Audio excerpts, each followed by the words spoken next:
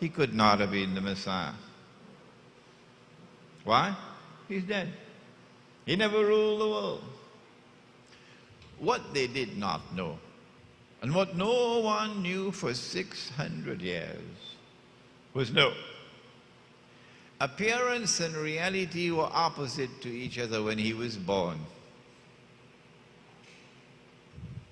Appearance and reality were opposite to each other when they attempted to crucify him.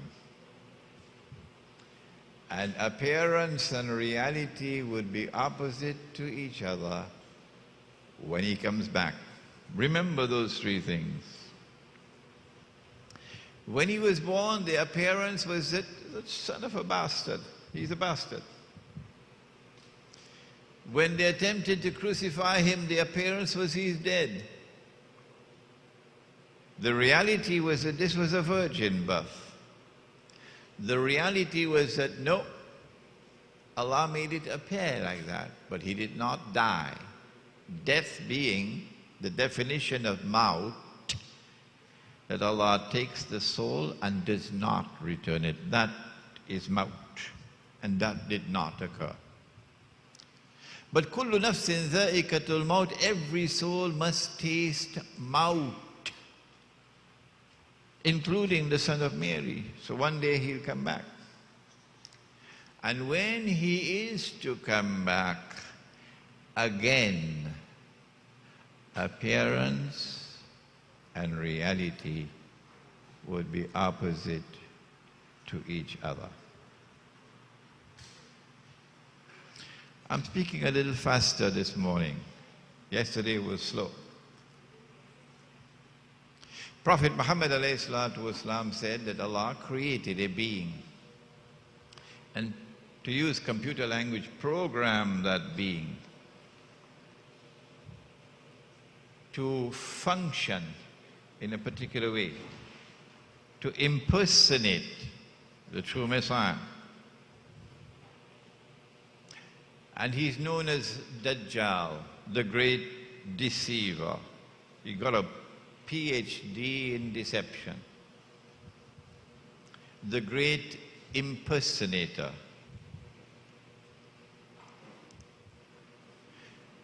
And when Allah releases him into the world, he is one of the major signs of the last day. When he's released into the world, his mission is to impersonate the true Messiah. If he is to impersonate the true Messiah successfully, he must rule the world from Jerusalem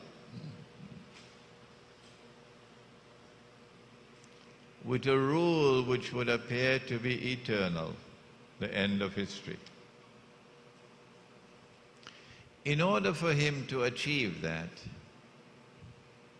he must liberate the Holy Land, which is under non-Jewish rule. He's already accomplished that. Number two,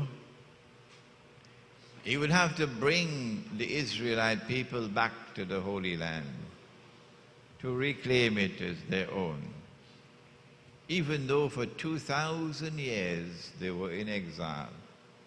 He has already done that. Number three, he would have to restore a state of Israel in the Holy Land and get the Israelite people to believe that this is holy Israel. In fact, it would be an impostor. He has already done that.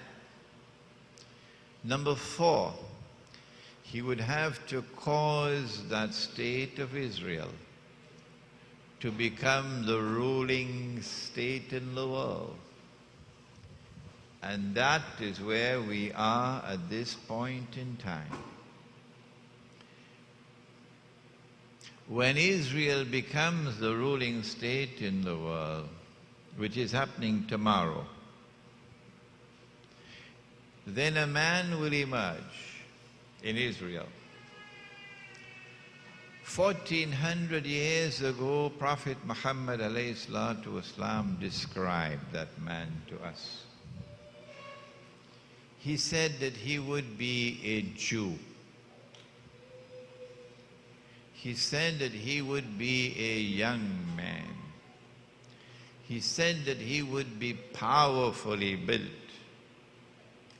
He said that he would have curly hair.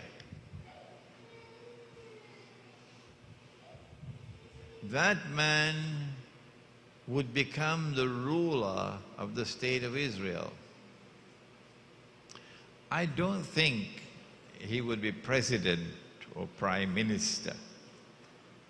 I have a suspicion in my heart that Israel is going to become a monarchy. So Israel will have a king. Huh? And that man will become the king of Israel as David was King David and King Solomon. And he will then declare, I am the Messiah. But he would not be the Messiah. He would be Dajjal, the false Messiah, the Antichrist. It is only when he declares himself to be the Messiah, and not one day before that, only when he declares himself to be the Messiah, only then will Allah subhanahu wa ta'ala cause some things to happen in the world. Imam al-Mahdi will now emerge. Don't ask me, is Imam al-Mahdi born as yet? I have no interest in the subject. No, I'm sorry. It's not arrogance. Please don't misunderstand me. I have zero interest in the subject. I seek to know nothing more that the divine wisdom has ordained that I should know. And so don't ask me whether Khidr alayhi salam is a man and a prophet and this. I am not interested. I seek to know nothing more than the divine wisdom has ordained that I should know. I don't want to clutter my mind with that which is not important to me. It is at that time when he declares himself to be the Messiah. Only then would Imam al-Mahdi emerge. Only then would the son of Mary return. Only then would Dajjal be killed. Only then would a Muslim army liberate the Holy Land in conformity with the verse of the Quran in Suratul Isra, otherwise known as Suratul Bani Israel. Allah said to them, He warned them, the first time they betrayed Him and violated the covenant, He sent a Babylonian army which destroyed them. The second time of fasad, وَقَضَيْنَا إِلَى بَنِي إِسْرَائِيلَ فِي الْكِتَابِ لَتُفْسِدُنَّ فِي الْأَرْضِ مَرَّتَيْنِ. In the second period of fasad, I wish that Sheikh Muhammad Mutawalli al-Sha'rawi were here, rahimahullah, because he differs with me on this. The second time, they committed the fasad, corrupting the Holy Land, betraying Allah, violating the covenant. He sent an army, and the army destroyed him. It was a Roman army. And then he said, وَإِنْ عُدْتُمْ عُدْنَا. Just a few words. And in those few words is located the Muslim army. وَإِنْ عُدْتُمْ عُدْنَا. If you return, meaning to the Holy Land, with your wickedness, with your oppression, with your godlessness, we will return with our punishment. And so a Muslim army will now liberate the Holy Land. I don't need